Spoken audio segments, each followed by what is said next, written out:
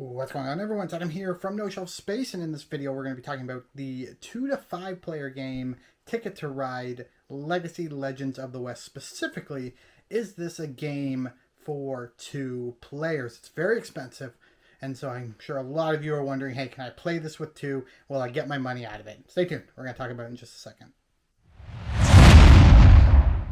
All right, so the one thing I do want to say is that I do believe that if you can get this game and play it with 4 or 5 people consistently so that you get it done, because it's a legacy game, you got to play it 12 times. You don't want to be doing this over a year.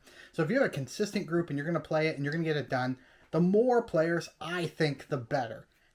But the question here is whether it plays well at 2 players, and I have some thoughts. I'm going to switch over to my other camera, and we're actually going to take a look at the board. Now, what I do want to point out right now is that there's going to be a fair amount of spoilers for games 1, 2, 3, and 4. So if you don't want to see any of that, I'm going to have an article up on gamesreviews.com. It might spoil a little bit as well, but it'll be less spoilery if you just want to know. But I will talk about it right now, just briefly, about how I feel it works for 2 to 4, and then we'll hop over to the board and we'll go a little bit deeper.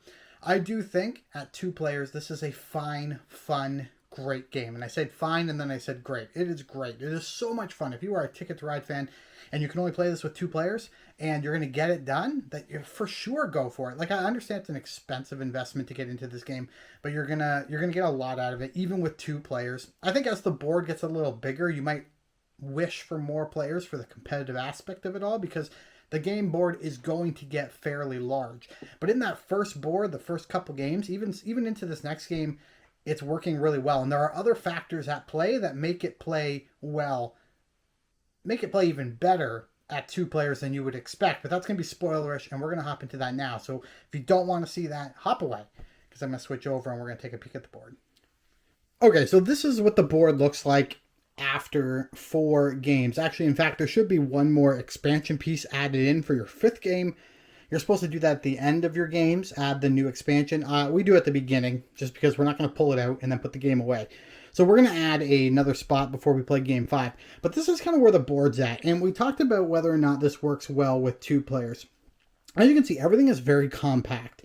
And there have been games where my wife has tickets in one area and I have tickets in the other area, and we don't interact as much as you might like in a Ticket to Ride game. But in general, though, there's still that sense of I need to get my routes before she gets her routes. And you can't assume in a 2-player game that the other person doesn't have routes near where you have routes. So the logic and the strategy of it is still the same. You still have to think that they might be going for the routes you want, so you better get them faster.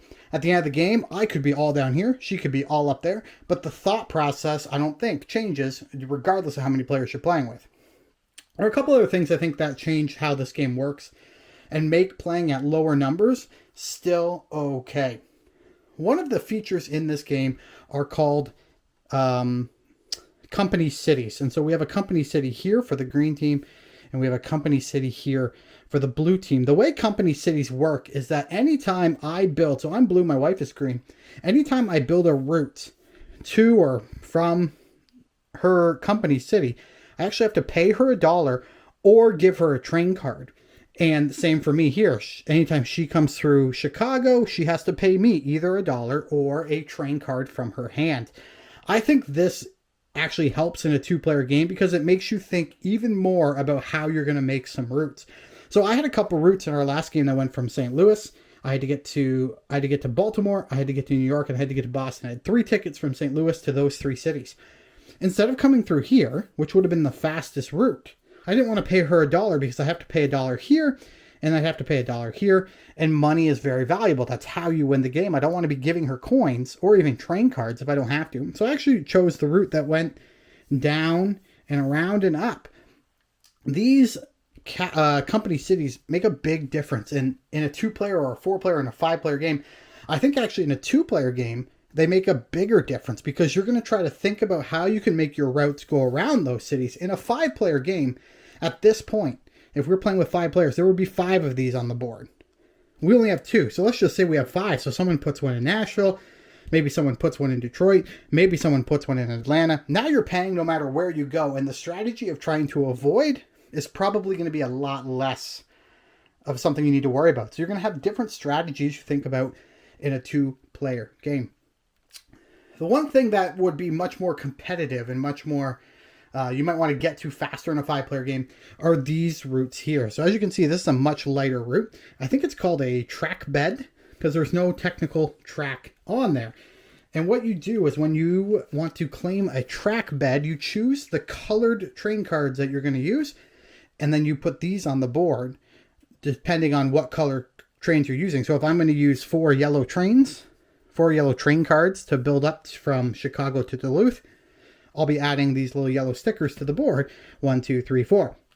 You might ask, why does that matter? Well, if you remember, when you build on your own routes, you actually get $2, regardless of the length of the route. As you can see, my wife has done a really good job of claiming this route and that route. So anytime she builds here or here, she's getting $2. I was able to claim this route for blue, but you want to claim as fast as possible, especially claiming things into your city. So ideally, I would have liked to put green right here, because she'll be enticed to build on it for 2 points, but it's also going into my company city, which would give me 1 point. So there's, again, a lot of strategy. Now, in a 5-player game, this would be way more competitive because I think people would be building on those quickly to make sure they get their stickers on the board. Now, the stickers are limited. After I run out of greens, I can't use greens to claim these anymore until we get more green stickers in other boxes. So we'd have to go to the other things. But still, if you're the first one there, you can actually do a pretty good job of, trying to figure out where to go with your trains. Honestly, I don't have all the pieces out, and you might have seen these coins. These are just scythe coins that we're using because metal coins are way more fun. There is so much going on in this game that even at 2 players, so far, it's been really fun. I have some concerns. Like I said, we're on game 4. I have concerns that once we get this board as big as it's going to be, and I have a feeling it's going to come over at least to the edge of my table over there, because it's a big board. There's still multiple pieces that have to be added. So I do have a little bit of a concern that once you get the big board in there, it's going to be a little less competitive. Now, the one way they combat this is when you're using your train tickets. And I think I've shown this off in a previous video. But we're going to pull out the card deck here. And we're going to go into our dead letter office. As you can see, and I've explained this before, after game 1, you'll get like a hole punch. And what you'll do is you'll punch your tickets. And once you've punched all of your color on a ticket, so this was my ticket in game 1, and so I punched the blue because I finished it, this actually leaves the game. So you're going to be actually taking away tickets as you play. So this Chicago to Atlanta ticket, a lot of the tickets, in fact, that I would have used over here, they're already out of the game. So we have new tickets that still go over here, but they begin over here. So I think the fact that we're getting rid of tickets will keep the game more competitive, especially for 2 players, because if all the tickets were still in the game, it's more likely as we get further down the line that my wife will have tickets over here and I'll have tickets over there. It's just more likely that's going to happen. But since you're removing so many, and let's look, we've played a couple games now and we've removed, you can see the pile there. This is after, I think this is after, there's 2 more. There we go. Okay. So this is after 4 games, and after 4 games, we've removed this many tickets. You're going to be removing a ton, and, it depends. Like, some of these are really short, really small, but we still have a good number of tickets available. Like, this is the stack of tickets that we have for our next game. So I do think that's a really cool feature. I think that if you're worried about whether this game will play well with 2 players, I think get that worry out of your mind. I really do think this will be a great 2-player game. Guys, thank you so much for watching this video. We're going to have a lot more Ticket to Ride content as we get further into the campaign. It's all going to be a bit spoilery, so I do apologize for that, but there's nothing I can do about that. If you don't want to be spoiled by it, just don't click on these videos when they come up. Until next time, folks, thanks for watching, and we'll chat again soon. Goodbye.